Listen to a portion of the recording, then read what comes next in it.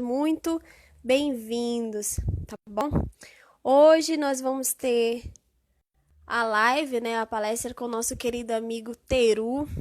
Teru, ele tem mestrado acadêmico no programa de pós-graduação em Ciência da Informação aqui na UFSCar, na Federal de São Carlos.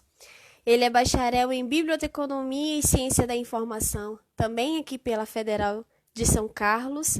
É técnico em Eletrônica pela ETE de João Batista de Lima Figueiredo, em Mococa, São Paulo. É membro do Núcleo de Estudos em Informação, Tecnologia e Inovação, realizando estudos teóricos e metodológicos na linha de pesquisa Sistemas de Representação. Membro do grupo de pesquisa Dados e Metadados, também aqui da UFSCar. Som e áudio ok, muito obrigado por responderem. Sejam todos muito bem-vindos, tá? Vão chamando os amigos de vocês para participar desse bate-papo hoje com o nosso querido amigo Teru. E eu já vou chamá-lo para a live porque eu sei que ele já entrou. Deixa eu só aparecer aqui o Teru para mim.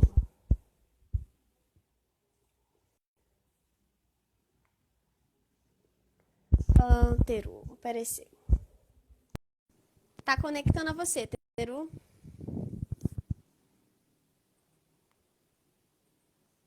Oi, Joyce.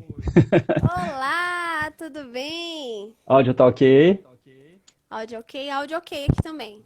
Opa, Ouvindo e legal. vendo perfeitamente. Tudo Muito bem com bom. você, Teru? Tudo ótimo. Ó o Pedrão entrando aí, ó. Opa, Eu vi a o galera aí chegando. Pedro Apolônio Paulo já Pedro está Apolônio, lá do aqui. Novo Lab, um dos líderes do Novo Lab aqui de São Carlos.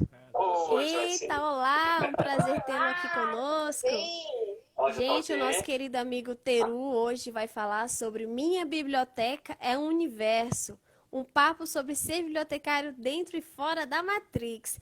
Que tema inovador, hein, Teru? Ah, nem tanto, né? A Matrix já tem aí uns 20, 30 anos. Por aí, né? Por aí. Teru, Mas então, pode vamos falar. lá. Não, pode falar, pode falar. Então, vamos aqui, eu lhe apresentei previamente, mas ninguém melhor do que o próprio Teru, para dizer quem é o Teru. E aí, logo após a sua fala, a gente volta para eu indicar os minutinhos que você vai ter para falar da sua fala da palestra, tudo bem?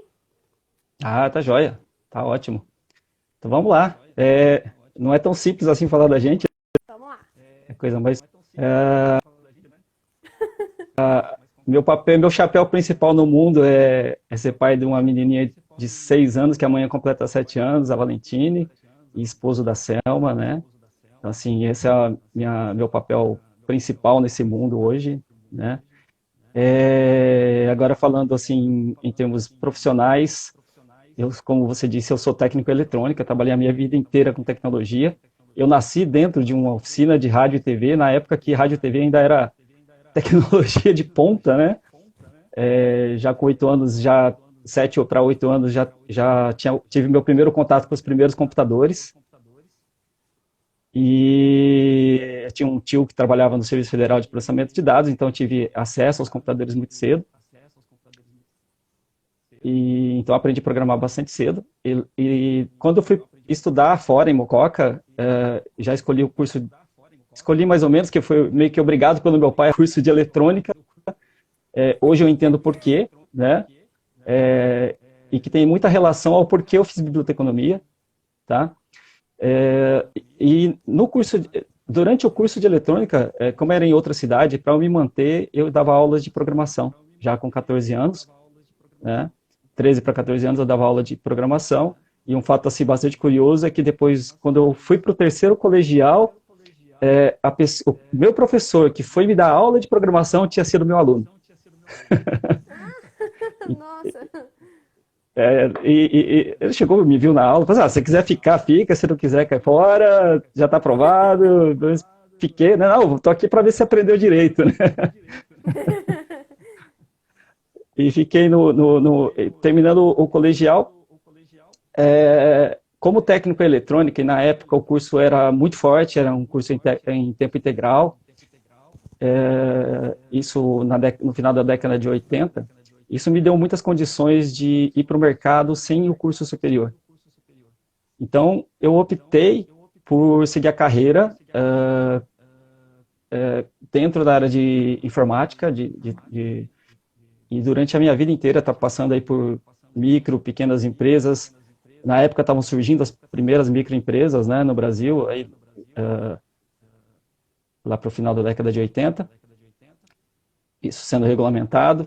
E depois acabei também entrando em algumas empresas maiores, né, no caso eu trabalhei na Mococa S.A., que é do leite condensado, né, da Mocoquinha, né, e na época eu fui responsável pela adequação dos sistemas da empresa para o bug do milênio, né? Então já na época era um trabalho ligado aí a problemas de informação, né? Que na época, muito parecido com a pandemia, né? Porque na época dizia-se que o bug do milênio ia destruir o mundo, ia acabar com o mundo, tal, não sei o que, tal. E assim como o trabalho que nós fizemos para adequar todos os sistemas para aquela virada de ano tem toda a relação com a pandemia, com a quarentena que nós estamos fazendo hoje nessa pandemia, né? Porque o mundo passou ileso por conta daquele trabalho que nós realizamos, e nós só passaremos ilesos por essa pandemia se nós tomarmos os devidos cuidados, né, durante essa pandemia. Então, da mesma forma, então a história se repetindo aí mais uma vez, em contextos diferentes, mas basicamente a mesma coisa, né? Então, assim, muito legal o trabalho de vocês, né, nesse trabalho de live, né, porque isso ajuda a gente se manter ativo, inclusive nesse momento em que a gente está todo mundo se precavendo nessa quarentena, né. Então, dando prosseguimento, depois da Mococa eu fui empreender. Eu acho que eu devo ter trabalhado em umas primeiras startups do Brasil, a NetNet em São Paulo. Fui convidado para participar de uma das primeiras startups no final da década, do final do século passado, né? Entre 99 e 2000, logo depois do projeto do Bug do Milênio. E fui trabalhar nesse projeto, que era uma startup de telecomunicações. E lá eu conheci um cara que foi vital para eu estar na biblioteconomia hoje, né? O tempo passou, várias coisas aconteceram, fui trabalhar no Japão, fui trabalhar numa fábrica de processadores, cuidando do controle de qualidade dos processadores. Então passaram na minha mão processadores da AMD, Intel. Então, se naquela época você teve um computador que deu muito pau, foi falha minha, passou pela minha mão e deu muito errado. Descobrimos né? já, né? O responsável. Pois é, né? O responsável aí pela má qualidade do processador. Retornando para o Brasil, eu fui para Marília, né? E lá em Marília comecei uma outra startup junto com um amigo. E lá nós fizemos isso foi em 2007 para 2008. E nós lançamos, eu acredito que o primeiro marketplace do Brasil, tá? Em digital, o WMTK. Né? Como todo projeto pioneiro de muitos riscos, muitos problemas, e nesse projeto eu fui começar a ter mais contato com muitos temas que estão relacionados ao que nós trabalhamos dentro da área, né? Então eu tinha problemas lá, putz, como é que eu vou colocar aqui os produtos, em que ordem? De que forma? Eu coloco as fotos primeiro, coloco o termo, coloco o nome do produto, né? Como é que eu faço isso, pô, né? E a gente teve vários desses problemas. E na época, assim, nunca tinha ouvido falar de biblioteconomia e estava em Marília. Essa startup nasceu em Marília, né? Bom, enfim, por conta do pioneirismo, essa startup acabou não dando certo. Acho que a gente estava muito antes do tempo ainda para o lançamento desse tipo de produto. Era uma ferramenta de marketing para a web, numa época que a web ainda estava engatinhando no Brasil, né? E depois disso nós viemos para São Carlos, e aqui em São Carlos eu pensei, putz, eu vou, né, também à toa aqui, vou fazer um curso superior, né? Eu nunca precisei de curso superior, mas eu sempre quis fazer o curso superior, né? E aí fui escolhendo o curso, tal, entrei em contato com aquele cara que eu mencionei da primeira startup que eu participei, o Manuel Belém. Virei para ele e falei assim, pô, Belém, ó, cara, eu vou voltar a estudar, cara. O que você acha? Ele é muito bom, né, tal. Ele é físico, né, físico e tem relações aí com a NASA, com um monte de projetos bacanas aí. E como meu mentor, ele falou assim, cara, lá, o que você vai fazer? Eu falei assim, cara, estou pensando em engenharia da computação, ou computação mesmo, sistemas e tal. Ele virou para mim e falou assim, cara, você vai jogando molhado, bicho. Para com isso, né? Vai fazer biblioteconomia. A minha reação foi, que bíblia o quê, cara? Biblioteconomia, procura aí, vai entender o que você faz. Foi isso que ele me disse, né? Vai entender o que você faz a sua vida inteira. Aí eu comecei a pesquisar sobre o curso, principalmente o curso da UFSCar, me chamou muita atenção uma forte ênfase em gestão, né, que era uma coisa que eu gostava muito, e como eu sou meio São Tomé, eu fui lá antes de escolher o curso, né, no primeiro ano do Enem,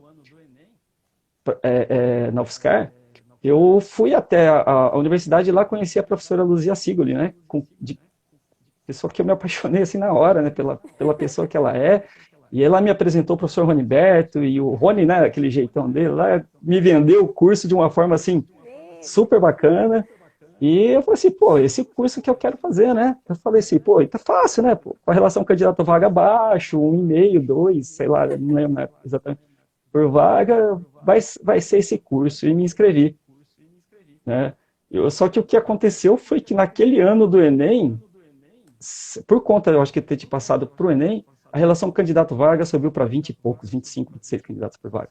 Né? Mas, felizmente, eu consegui passar a primeira chamada, né? Entrei para o curso e, assim, logo de cara me apaixonei, né? E no curso, um dos primeiros professores que eu conheci foi o professor Rogério Ramalho, né? Que foi meu orientador durante o curso inteiro, né? Desde o primeiro ano, desde o primeiro semestre, eu já falei, não, esse cara vai ser meu orientador, né? Acho que bateu, ficamos muito amigos. Hoje ele é padrinho da minha filha, né? E durante o curso eu fiz uma filha, né, a Valentina. Então, assim, foi super tranquilo, né, a minha passagem. Mas eu fiz o curso trabalhando, né? E durante o curso também construí minha casa. Durante o curso, sim, minha vida mudou totalmente, né? E o curso que deveria ter se tornado a minha base para entender o que eu fazia em tecnologia acabou entrando tanto, assim, batendo tanto comigo, que eu acabei resolvendo fazer alguns concursos, prestei alguns concursos assim, vamos ver o que dá, né? E acabei passando primeiro em vários concursos e passei primeiro no concurso da Prefeitura Municipal de São Carlos e falei assim, não, eu vou... Né? Durante o curso eu conheci o Sistema Integrado de Bibliotecas do município de São Carlos e tomei contato com as escolas do futuro, as bibliotecas escolas do futuro, né? Que para mim, assim, é um projeto fenomenal, eu acho que um modelo exemplar de biblioteca. E quando eu vi aquilo ali, não, peraí, eu preciso, né, contribuir com esse sistema, né? Então isso se tornou uma meta, realmente conseguir entrar no sistema e, tipo, eu acho que foi uma das decisões mais acertadas. Eu tenho companheiras fantásticas lá, não sei se a Kelly, a Karina, o pessoal aí a Cezinha, o pessoal está assistindo, mas assim, lá a gente tem um grupo muito bacana para tocar vários projetos, né? E a gente sempre está saindo aí na mídia, saindo como referência da biblioteconomia nacional, né? E depois não estava na minha cabeça fazer mestrado, mas aí um dia recebi um convite, eu não lembro se foi do PET ou se foi da InfoJúnior, ou do CACIB, né, do Centro Acadêmico, para fazer uma palestra para os novatos, né, para os alunos entrantes. E lá, de muitos anos, eu já acompanhava a professora Ana Carolina Semionato, Aracac, né, pelos materiais que ela publicava, pelos artigos dela, e sempre admirei o trabalho dela, né, e fiquei sabendo que ela estava coordenando o curso à época, eu a conheci, nessa palestra, de fato, né? E depois dessa palestra a gente bateu um papo longo, né? E naquela semana estava para fechar as inscrições para o mestrado em Ciência da Informação da UFSCar, né? E, de alguma forma, pela nossa conversa, eu me senti com muita vontade de fazer o mestrado com ela, né? E percebi também que havia, talvez, esse incentivo dela para que eu voltasse para o UFSCar, né?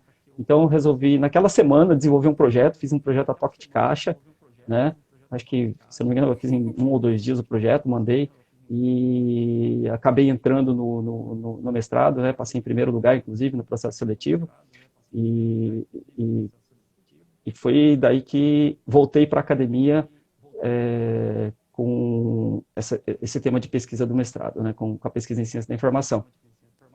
Eu acho que é isso. Bem, eu tenho algumas considerações a fazer sobre o Teru, mas eu vou deixar para o final, né? Depois da sua Ih, ela vai fala. falar mal, Bem, gente. Teru, você vai.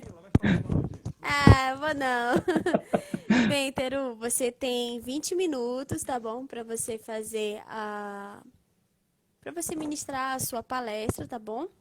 Tá legal. Logo depois desses 20 minutos, a produção vai me passar as perguntas e comentários que o pessoal vai deixar aqui, tá bom? E aí a gente vai discutindo, tá ok? Se você Opa, vamos preferir, lá. você pode ir perguntando durante os seus 20 minutos quais são as perguntas, ou se você quiser, pode deixar para o final dos seus 20 minutos de fala, tá ok? Tá, eu acho que eu vou acabar falando até menos, que eu prefiro até interagir com o pessoal mesmo, respondendo mais perguntas, tá? É muito Tá bom, simples, então. eu só queria falar uma parte, assim, que eu acho muito importante e está relacionado com essa questão da Matrix, né? Matrix é um filme que eu gosto muito e para mim, é um filme que fala muito sobre nós, bibliotecários, né? E como bibliotecário, eu queria começar contando uma história. Posso, né? Tudo bem, pode sim. Só Ó, dar eu vou ler. um aviso aqui rapidinho. Tá, Para o pessoal que está assistindo, quem quiser fazer perguntas ou comentários ao Teru, vocês podem estar mandando aqui mesmo nos comentários da live, tá bom? Que a produção vai me passar depois todos os comentários e perguntas. Pode começar, Teru. vamos com calma aí, gente. Vamos lá, então. Vou contar, eu vou ler uma história, na verdade, porque essa skill, essa habilidade de contar história não é muito meu forte, mas vamos lá. A história se chama Um Dever Tão Humano, né? Então, em certa ocasião, uma família inglesa foi passar as férias na Alemanha. No decurso de seus habituais passeios, repararam numa pequena casa de campo que lhes pareceu muito adequada para as férias, né? Indagando sobre o proprietário, souberam tratar-se de um pastor protestante, a quem pediram licença para percorrer a casa. Esta os agradou muito, não só pela situação, como também pela comunidade. E fizeram um acordo com o proprietário para alugar. Regressando à Inglaterra, discutiram sobre as acomodações da casa, quando Maud, a esposa, lembrou-se de não ter localizado o WC. Maud endereçou, então, ao proprietário a seguinte carta. Abre aspas. Gentil pastor, como um membro da família que há poucos dias o visitou a fim de alugar uma propriedade na Alemanha, para utilizá-la no verão, gostaria que nos informasse sobre um detalhe que reputamos fundamental. Muito agradeceríamos se nos informasse o local onde se encontra o WC. O pastor não conhecia o significado da abreviatura WC, e julgando tratar-se de uma capela inglesa denominada Whitechapel, respondeu nos seguintes termos. Prezada Maud, recebi sua carta e tenho o prazer de informar que o local a que se refere fica a 12 quilômetros da casa. Isso é muito cômodo, sobretudo quando se tem o hábito de ir lá frequentemente. Em tal caso, é preferível levar o que comer, para lá ficar o dia todo. Alguns vão a pé, outros de bicicleta, visto não haver ainda meios de transporte coletivo. Há lugar para 400 pessoas sentadas e 100 em pé. Existe ar-condicionado para evitar os inconvenientes da aglomeração. Os assentos são de veludo e recomenda-se chegar cedo para obter lugar sentado. É muito mais agradável estar sentado durante o ato. É realmente desagradável permanecer de pé durante sua duração. As crianças sentam-se ao lado dos adultos e todos cantam em coro. A entrada é fornecida uma folha para cada pessoa, mas se alguém chega depois da distribuição, poderá utilizar a folha do parceiro ao lado. Uma folha dá para muitos. Existem amplificadores de som e microfones instalados por todos os cantos para captar com mais fidelidade o coro. Todo o ambiente é decorado no sentido de contribuir para a melhor concentração durante o ato. Tudo que se recolhe durante o ato é distribuído entre as crianças pobres da região, guardando-se uma cota para utilização posterior. Fotógrafos especiais tiram foto para o Jornal da Cidade, de modo a que todos possam ver as pessoas no cumprimento de um dever tão humano. Pastor Robert. Então, assim, problemas com termos, né? Coisas que nós trabalhamos aí, né? Então, isso, assim, para mim, isso tudo começou, na verdade, gente, quando a primeira pessoa empunhou um pedaço de graveto e foi lá rabiscar uns sinais na argila, quando ela ainda estava mole, né? E depois que essa pedra endureceu, esses riscos, né, se tornaram letras que se tornaram palavras que o cara pegou ali e falou assim, nossa, eu consigo ler isso aqui, né? Então, essa primeira escritura que a gente tem, sabemos da existência dela, né? E eu costumo dizer assim,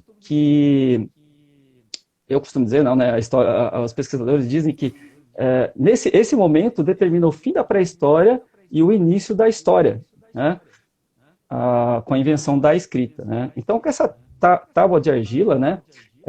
Com certeza se tornou muito útil para essa pessoa, e ele começou a replicar essa tábua de argila e fazer várias outras tábuas de argila e acomodar essas tábuas de argila em algum lugar, e essas tábuas de argila se tornaram um amontoado que um dia essa pessoa teve a necessidade de encontrar uma delas, né?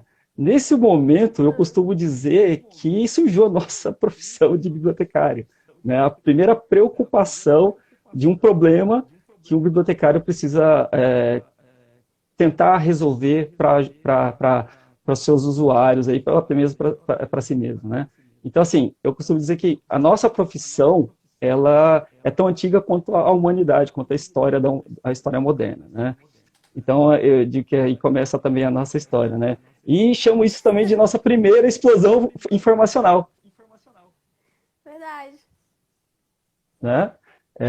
A primeira explosão informacional, ou seja, o momento em que alguém precisou encontrar um documento, eu estou falando nos termos de hoje, né, comentando aí esse erro crasso, mas mais para entendimento, precisou de um documento e depois ele percebeu assim, putz, eu preciso encontrar um jeito de organizar esse negócio melhor para achar essa coisa aqui, né? Gente, eu falo muito palavrão, tá? Desculpa, se soltar aí, desculpa, tá, gente?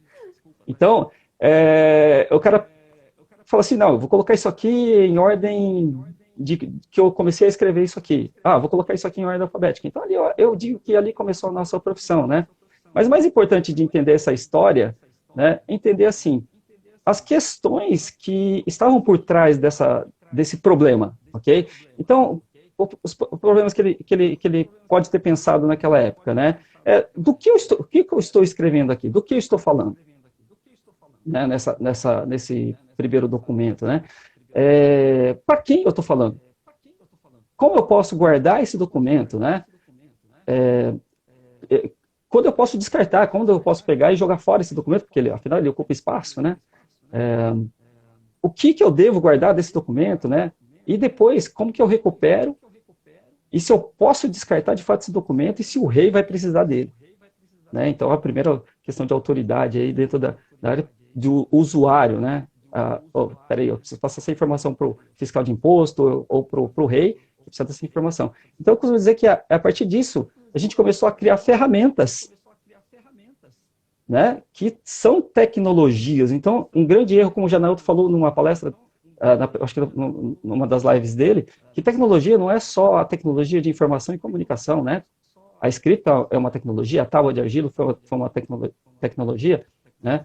Então, a partir daí foram se criando essas tecnologias para responder a essas perguntas, né? Mas, basicamente, dentro da nossa área, todas as tecnologias desenvolvidas giram em torno de 3 tecnologias básicas, que são a indexação, a classificação e a catalogação, né? Então, essa questão do que a gente faz, eu entendo, aí é um entendimento particular, tá? Pode ser até que tenha autores que tenham defendido isso ou não, mas eu acredito assim, que tudo como ferramental, nós podemos resumir tudo a indexação, classificação e catalogação. Qualquer ferramenta que nós desenvolvemos e utilizamos dentro dessa hora, da nossa área, nós podemos resumir nessas tecnologias, nessas três, todos derivam dessas três. Tá? E por que nós tentamos responder a essa pergunta e por que nós acumulamos realmente essas informações, por que nós registramos? Então, eu costumo dizer que tudo se resume a poder. Né? Ao poder de fazer algo, o poder que você tem, né? Ao reter uma informação, ao você ter um dado, um conhecimento a mais que um outro, você tem mais poder sobre aquele outro. Né? Então, fiz umas anotações aqui e vou passando, tá? Então, a criação, por exemplo, da Biblioteca de Alexandrina, ela basicamente é um símbolo de poder, né? Porque alguém iria construir num lugar tão distante, num lugar inóspito, sem nenhum tipo de atrativo, né? No meio do deserto ali, uma biblioteca, né? Por que centralizar ali todas as informações do mundo, né? Todo mundo conhece, acredito que todo mundo conhece a história, né? De que em Alexandrina confiscavam-se todos os documentos, faziam-se cópias, devolviam as cópias para os navios e ficavam com os originais, né? Essa história é bem famosa na área. Mas é justamente por quê? Porque o acúmulo dessas informações dá poder, né? Então, um gesto simbólico de poder, né? E da mesma forma, né, Otlé, quando tenta ali construir um Mundanium, né, ele também quer demonstrar realmente que existe o poder nesse conhecimento, nessa informação, nesse acúmulo, né, de registros de conhecimento, né? E tanto é verdade a questão do poder, né, que, por exemplo, a questão do protestantismo, né, a revolução que se deu dentro da Igreja Católica ali por Martim Lutero, ela só foi possível porque pouco tempo antes Gutenberg tinha criado a imprensa, né? E a partir da imprensa, Lutero disseminou essas informações para muita gente, descentralizando o poder que a Igreja Católica tinha de todas essas informações para um número maior de pessoas e acabou distribuindo o poder para outras camadas. Né? Então, o poder da Igreja Católica termina ali, talvez, com a disseminação dos 95, 97 princípios, teses de Martim Lutero ali para outras pessoas, criando-se, assim, diversas igrejas protestantes, né? Diversas correntes protestantes. Né? E, recentemente, a gente está vendo isso acontecer o quê? Com a internet. Né? A internet é uma ferramenta de poder, é uma ferramenta que distribui para mais pessoas esse poder. Né? E como eu gosto muito também de quadrinhos, né? Como diz a frase do tio Ben, né? Quanto maiores os poderes, maiores as responsabilidades. E o que a gente está vendo é que o poder foi distribuído entre as pessoas, no entanto, a responsabilidade não. Né? E a gente vê aí esse uso indevido, esse uso irresponsável da internet, da web, para disseminação de fake news, para disseminação de... Não digo que isso surgiu aqui, tá? Porque fake news sempre existiram, mas o problema, a questão é que as pessoas não estão, poucos estão se atendo, é que a internet tem um alcance muito mais ramificado do que as outras tecnologias, né? E isso causa grandes consequências na sociedade. E é nesse ponto que eu vejo o papel da biblioteconomia quando a gente fala de biblioteconomia na sociedade. Né? Porque uma vez que nós dominamos as ferramentas básicas que possibilitam a informação, a recuperação e o registro desses dados e informações, a responsabilidade que nós bibliotecários temos nesse contexto onde essa quantidade de dados que surgem são disseminadas assim, sem o mínimo de responsabilidade. Tá? Então, a questão aí ligada à Matrix é muito isso, né? Porque basicamente, o que é a Matrix? Né? A Matrix é um mundo ilusório que foi criada para fazer com que os seres humanos ali pudessem viver dentro desse mundo virtualizado, que basicamente é formado por informações, por dados, né? E essas informações, esses dados, elas são controlados por máquinas, né? Então, hoje eu atuo numa empresa além de bibliotecário no sistema de biblioteconomias do município de São Carlos, eu sou também head de marketing de uma empresa de inteligência artificial, já de 12 anos, a Itera, que é uma das principais uma das principais empresas de inteligência artificial do Brasil, né? E ali o meu papel, além de ajudá-los a desenvolver produtos e serviços relacionados à informação com inteligência artificial, é também colocar esse freio ético, esse freio da questão social, dos impactos, né, dessas tecnologias, do que elas podem representar em termos de impactos na sociedade, né? Então, assim, em vários momentos, né, da história, ainda relacionada à Matrix, as máquinas, as tecnologias nos prenderam dentro dessa Matrix, né? Então, quando surgiu a tábua de argila, vamos chamar assim que existiu a Matrix Argila, né? Então, existiram ali pessoas que começaram a trabalhar na organização das tábuas de argila, e quando surgiu o papiro, elas estavam tão presas naquela realidade da Matrix da tábua de argila, que quando surgiu a Matrix do papiro, elas não quiseram passar para lá, tá? E assim por diante, até chegar agora na Matrix da internet e da inteligência artificial. E o que eu chamo de dentro da Matrix ou fora da Matrix? Nesse momento, o que eu chamo de dentro da Matrix é o que são as áreas, são as atividades e as habilidades que nós temos relacionadas à biblioteconomia tradicional, o que nós chamamos de bibliotecas físicas, as bibliotecas, né, como nós as conhecemos, né? E fora da Matrix são esses novos campos que surgem em torno com as novas tecnologias que precisam das tecnologias de indexação, classificação e catalogação para funcionar. E a internet basicamente precisa dessas três tecnologias para funcionar, tá? A internet, a web, basicamente, a internet basicamente é um canal, mas a web é uma coleção de documentos, tá? E para que esses documentos atinjam o seu propósito de dar poder de alguma forma para alguém, eles precisam ser acessados. E esse acesso é feito através de uma boa indexação desses documentos, uma boa classificação desses documentos e a catalogação desses documentos, que hoje só tem um catálogo, né? Eu acho que 97% parece das pessoas usam o Google. Então, imagina o poder que está na mão desse único catálogo, né? Então, aí daí advém essa questão da nossa responsabilidade e da responsabilidade da Google hoje com relação ao poder que ela tem a responsabilidade que ela tem com esse poder nas mãos dela, né? Bom, enfim, por fim, eu acho que a biblioteconomia é mais do que organizar livros, a biblioteconomia é mais do que seu papel apenas de disseminação de informações, né? Eu vejo que o papel da biblioteconomia é um papel de conectar. Conectar o quê? Conectar alguma coisa com aquilo que outra coisa precisa, tá?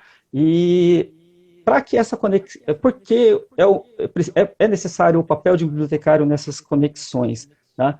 Porque quando a gente fala de biblioteconomia, nós estamos falando sobre confiabilidade. A gente está falando de confiabilidade e consenso, né? Porque uma vez que dentro da biblioteca não é uma única pessoa, no mundo ideal, não é uma única pessoa que deveria estar decidindo sobre o que deve ter naquela biblioteca, né? A gente tem ali um processo de confiabilidade, né? Que é muito similar ao processo, inclusive, do método científico, né? Porque a ciência se faz através de consenso também, de confiabilidade. A ciência não é feita para afirmar verdades, né? A ciência, ela existe justamente para levantar as questões, né, e chegar a consensos, né? Por isso que é a isso que o método científico se destina, né? Então, o bibliotecário é esse profissional que torna essa conexão possível, né? E aí eu tenho N exemplos de como a gente faz isso no sistema de bibliotecas. Recentemente, nós ligamos usinas de cana de açúcar e biocombustíveis a pesquisas da Universidade Federal de São Carlos e a startups daqui da cidade de São Carlos com tecnologias para melhorar os processos, melhorar as tecnologias dessas usinas. Muitos contratos foram fechados. Isso foi um evento público, né, da Biblioteca Pública de São Carlos, né? Então, a gente não pode se limitar à questão dos suportes, tá? Não estou falando só do suporte livre, tá? Estou falando do suporte, inclusive, do suporte digital, que eu vejo um perigo muito grande no suporte digital, que, assim, enquanto a gente tem livros e as pessoas sabem ler, nós não precisamos de uma interface para acessar as informações desse livro, enquanto no digital, né, no digital, você tem que fazer isso através de um dispositivo. Então, imagine numa situação de catástrofe mundial, onde, de repente, a gente não tem mais energia elétrica. Tá? Acabou, né? Então, são esses tipos de preocupações e esses tipos de soluções às quais eu acredito que a nossa área, a área de ciência da informação, precisa estar muito atenta, né? A questão de preservação física, a questão de preservação mesmo do conhecimento, dos dados, né? Então, assim, o campo é muito amplo e é esse campo, né, que às vezes a gente não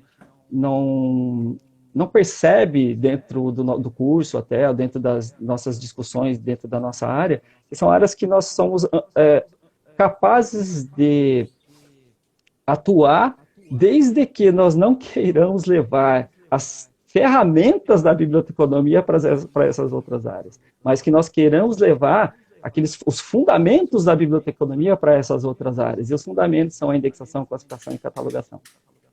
E é isso, Joyce. Bem, excelente fala, Teru, muito bom mesmo. Eu Obrigado. gostaria de fazer um comentário em relação à sua fala, que você comentou sobre as tecnologias, né? Às vezes a gente fala de tecnologias e algumas pessoas acreditam que é só as tecnologias de informação e comunicação, né? Que é só aquelas que estão no ambiente digital. Mas como você falou, as tecnologias, elas existem praticamente desde quando o homem é homem, né? Desde quando o homem Sim. existe, que ele começou a Desde que ele construir pegou a primeira tecnologias. pedra e bateu, né, em alguma coisa, ele estava usando uma tecnologia, né? Isso, para caçar Uma ferramenta. e outras coisas, utilizou, fez, né, ferramentas. Então, é justamente isso que você falou, a tecnologia, ela é uma ferramenta. E a partir do momento que o homem se desenvolve, que a sociedade, quando eu falo homem, eu falo ser humano, e a partir do momento que esse ser humano e a sociedade se desenvolve, ela vai desenvolvendo novas tecnologias, não é isso? Então, é por isso que hoje, no novo milênio, né? Nós temos muito forte aí tecnologias de informação e comunicação. E assim, eu fico muito feliz com a sua fala, porque você deixou isso bem claro, né? Que as tecnologias, elas estão aí para, principalmente, né, para nos auxiliar, nós enquanto seres humanos, enquanto profissionais, nas nossas áreas de atuação. Não só nas nossas áreas de atuação, na nossa vida. Quem hoje não faz uma transferência pelo celular sem precisar ir no espaço físico de um banco, hoje todo mundo praticamente faz tudo pelo celular. E muitos outros exemplos de tecnologias que a gente poderia ficar horas citando aqui. Então, eu tomaria um pouco de cuidado na generalização assim de todo mundo, né? Ainda existem muitas pessoas que, apesar de ter um celular na mão, nós não podemos dizer que elas têm acesso à tecnologia, né? Elas têm o aparelho. Então é muito importante. Aí entra mais uma vez o papel do bibliotecário, né? O que nós temos hoje são pessoas com aparelhos na mão, mas não necessariamente pessoas que saibam usar, que têm a skill digital, né? Que tem a cultura digital para usar esse ferramental, né? E faz parte do nosso papel fazer com que pessoas tenham acesso a essa informação para que elas também tenham poder. Talvez se inclua dentro das nossas atividades de educação, de ensino, de aprendizagem, de criação de experiências para que pessoas consigam ter o domínio sobre essas tecnologias. Tá? Sim. Na pandemia mesmo, acho que na quinta-feira, bateu aqui na minha porta um vizinho, um senhor, que estava desesperado porque ele tinha uma prestação para pagar e ele não conseguia pagar porque ele não podia sair de casa, estava desesperado. Falei assim, não, daqui que eu pago para você. Paguei via internet, mas ele não sabia como pagar pela internet. Isso mesmo. Muito obrigado por essa questão. Tem também aquilo, eu estava esses dias, essa semana mesmo, acompanhando algumas publicações de outros amigos, né, que assim como a gente está fazendo lives, promovendo conteúdos digitais. E eu vi uma postagem, eu não me lembro qual foi o perfil que fez, que diz assim, que mais ou menos isso, que informação ela só vai ser poder se a pessoa souber usar. Então é justamente isso que você falou. Então, hoje em dia, né, nós temos até dados do IBGE que comprovam isso, que uma boa parte da população brasileira tem acesso ao dispositivo móvel, porém só utiliza para redes sociais, para alguns jogos e coisas muito limitadas, sendo que Sim. isso poderia ser muito mais expandido. E eu acho que entra perfeitamente com com o tema da proposta da sua palestra hoje, que é o bibliotecário sair da Matrix, ou seja, alcançar também essas pessoas que têm um aparato tecnológico, porém ainda não está utilizando com todas as potencialidades, né? Isso, na verdade, assim, nós temos inúmeras iniciativas de bibliotecas, né, bibliotecários no Brasil, tá, que cuidam muito desses aspectos, né, a gente tem aí exemplos do sistema, nas bibliotecas do Sistema S, nós temos a biblioteca, as municipais, as estaduais, né, a Vila Lobos aí, e a do Carandiru, que tem várias atividades para esse nós dentro da área chamamos de letramento digital, né? Mas isso precisa realmente ser de uma força um pouco mais ampla, né? Um pouco maior aí, né? Sim. Temos algumas perguntas aqui, mas antes de entrar nas perguntas, eu tenho um outro comentário também. Eu Vamos lá. tava, eu tava revisitando alguns textos que eu já li já faz um tempo, mas a gente precisa ficar sempre relendo, né, para relembrar. E eu estava Aham. revisitando uns textos de alguns autores da ciência da informação que discutiam o contexto do Big Data e as implicações, né?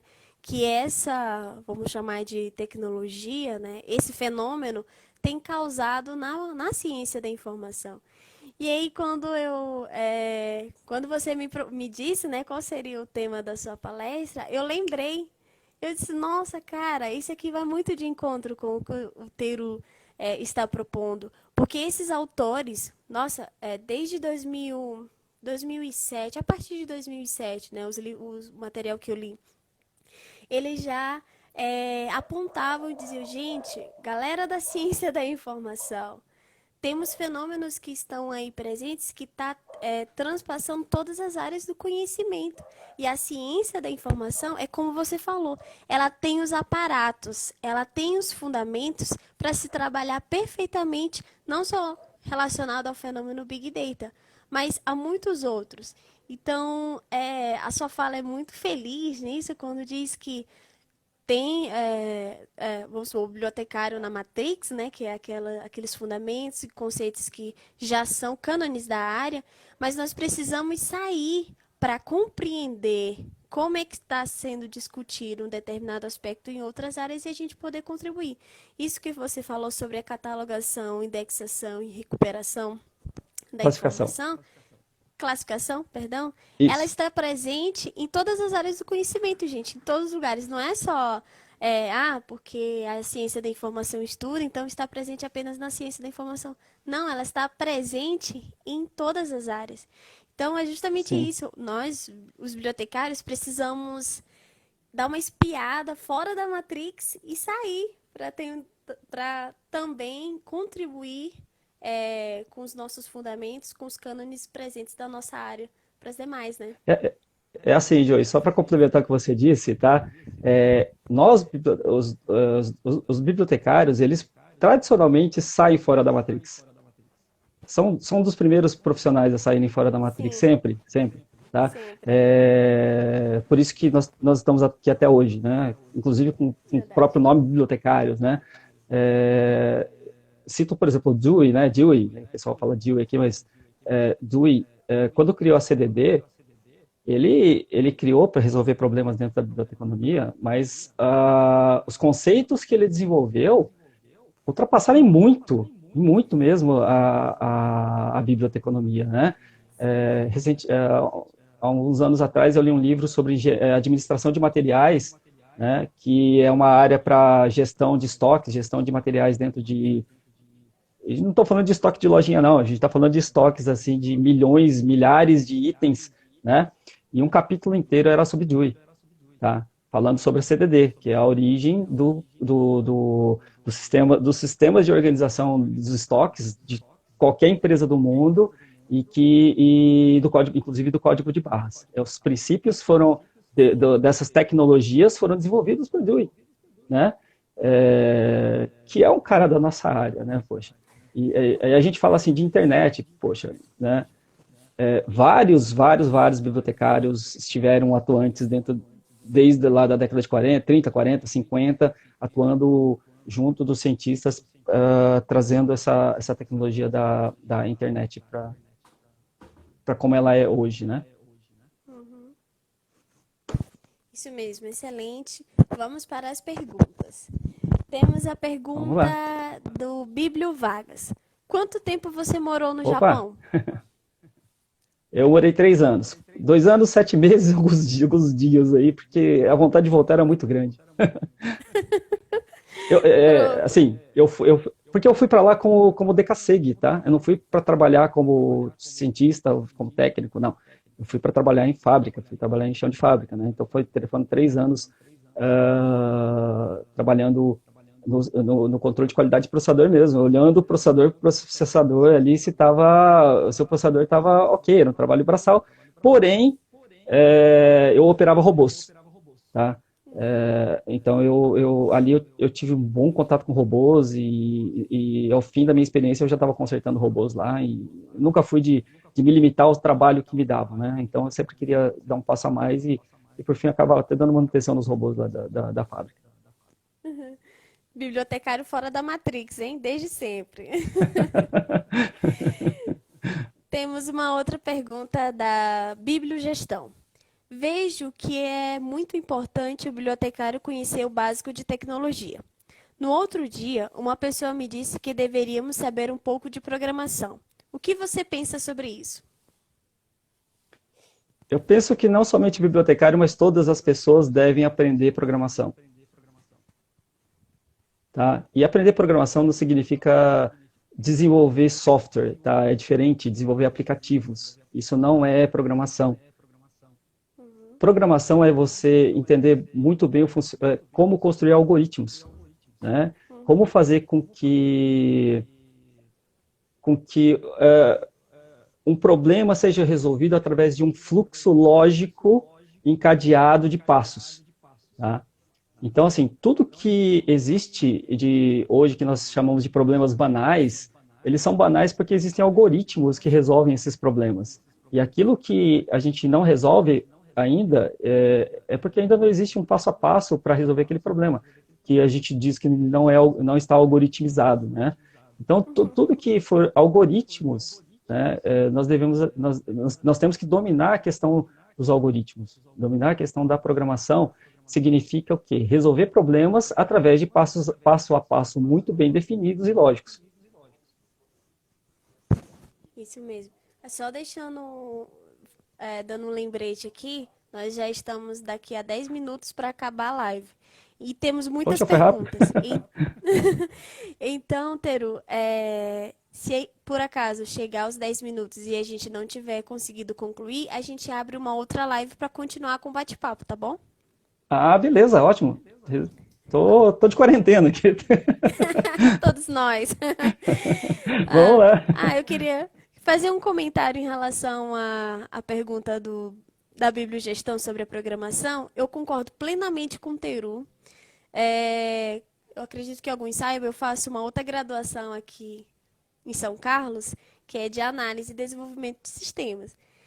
E antes de fazer essa outra graduação, eu tinha um pensamento muito limitado de programação. Eu achava que você aprender programação seria você desenvolver um software, você desenvolver um sistema, um aplicativo e coisa do tipo. E quando eu entrei na graduação, e aqui entra no que o Teru falou, programação ela vai muito além do que desenvolver sistema. Ela te ajuda a pensar de forma sistemática, pelo menos me ajudou muito nesse quesito. Então, você consegue pensar as coisas de forma sistemática, organizada, e você consegue solucionar de uma forma muito mais rápida. Então, é uma coisa que eu estou participando agora, já estou participando já faz tempo, né?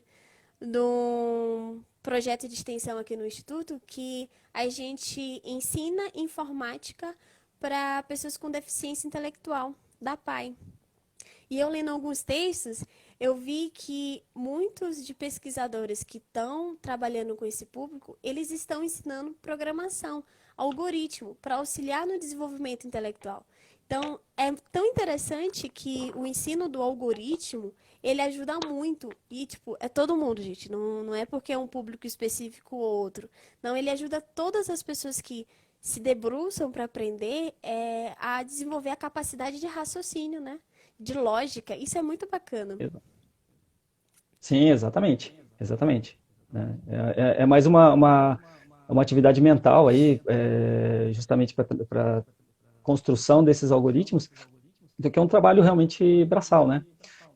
Isso. E eu tanto acredito que a programação todo mundo tem que aprender programação, que eu tenho uma startup que ensina programação para crianças, a Grokmaker. Né? Isso. Que é maravilhosa, gente. Obrigado. Vamos lá. Temos um comentário da Bibliogestão. Sou da UFRJ, Federal do Rio de Janeiro. Lá temos aulas de tecnologia no curso, o que faz alguns alunos procurarem em outros cursos se aprofundarem no assunto. É um comentário. Muito bom. Muito bom, parabéns aí. Verdade. Entrando nesse comentário também da bibliogestão, os cursos de biblioteconomia no Brasil, eles têm a sua grade curricular muito diferente, né? Então, o Teru conhece bem a grade curricular daqui da Federal de São Carlos. Eu vou falar pela minha, né, lá do Maranhão, depois o Teru entra aí para falar um pouco da grade daqui. A grade do Maranhão, não sei se mudou recentemente, né? Mas há 3 anos atrás, ela não tinha disciplinas voltadas para programação, para algoritmo, coisas do tipo ela não tinha. Ela estava com uma grade um pouco mais voltada à gestão. Isso. E como é que é a grade da graduação aqui, Teru, no UFSCar? Você que já conhece melhor daqui. Olha, eu não sei como é que está hoje, porque eu acho que eu fui o último ou penúltimo ano da mudança da grade. Hum, Então, de fato, eu não sei. Assim, eu posso falar que na época que eu cursei, era muito forte gestão, né, questão de gestão, mas, assim, vários professores, como a professora Chloe, o professor Rogério, né, a professora Zaira, eles começaram a inserir realmente, davam um pouco mais de ênfase assim, nas ACEPs, principalmente o professor Rogério Ramalho, né, trazendo aí já lá no começo dessa década, né, 2010, ali já trazendo, 2010, 11, trazendo assuntos como XML, RDF, né, assuntos de mais tecnologia da informação para o contexto da biblioteconomia. E trazendo o assunto ontologias, né, que foi o meu tema de pesquisa durante a graduação. Né? E, tipo, ontologia é o patinho feio, né, da área de organização, porque, tipo, ele meio que faz tudo e também, né, ninguém sabe exatamente o que ele faz. Então, é meio complicado. Mas a UFSCar sempre teve essa pegada bem para frente, assim, né, de tecnologia. Eu acredito que eles mantiveram, né? Depois que eu saí do curso, eu contribuí com a professora Ana Carolina com levando cursos de Python Python é uma linguagem de programação das mais fáceis de se aprender e Sim. das mais poderosas, tá? Se tiver alguma linguagem que vocês queiram começar, podem começar com Python. É certo que é uma linguagem que vai ter muita utilização, principalmente na nossa área, e ela é bastante simples. Então, com a professora Ana, eu ajudei a trazer alguns cursos de Python para os alunos de biblioteconomia, né?